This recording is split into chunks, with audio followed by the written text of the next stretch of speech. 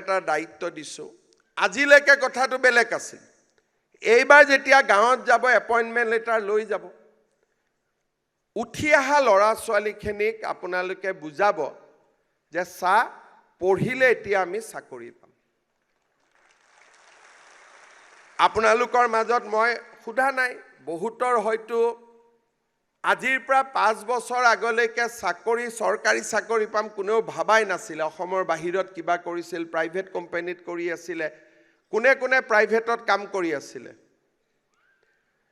so আমিতো আশাবাদে দিছিল কিন্তু অসমখন যে পৰিৱৰ্তন হৈছে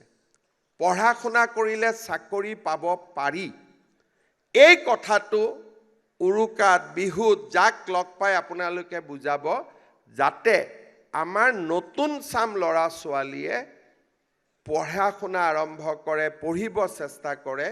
আৰু আমাৰ অসমখন বহুত আগবাঢ়ি গৈ আছে এতিয়া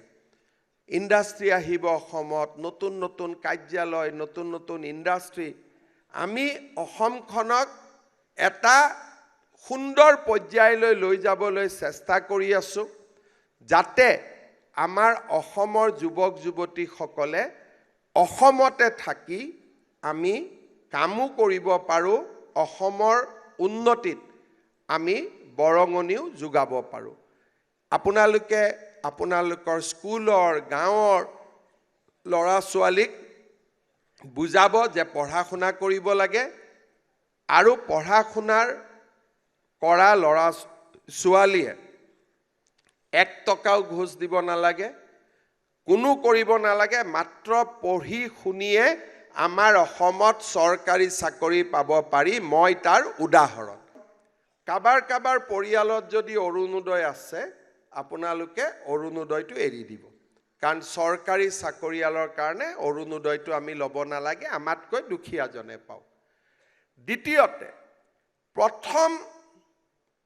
দৰমহাটো পোৱাৰ পিছত খুব মনে দি চিন্তা কৰি দেউতা মাৰ কাৰণে দুটা উপহাৰ কিনিব লাগিব ঠিক আছে কি কিনিব লাগে মই নকওঁ দেউতা মাৰ কাৰণে একেবাৰে মনে দি চিন্তা কৰি কিবা এটা কিনিব লাগে দিব লাগে দেউতা মাক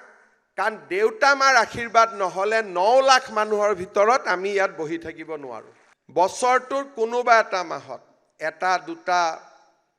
100-200 টকাকৈ জমাই বছৰৰ কোনোবা এটা মাহত ঘৰৰ নামঘৰটোলৈকে গাঁৱৰ নামঘৰটোলৈকে সিলিং ফেন এখন হলেও আমি দিম যাতে আমাৰ সফলতাৰ প্ৰাপ্তি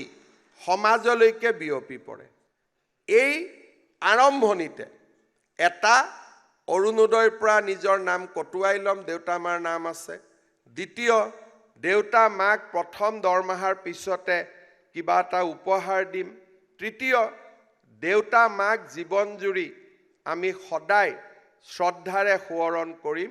চতুৰ্থতে গাঁৱৰ নামঘৰটোলৈকে মন্দিৰটোলৈকে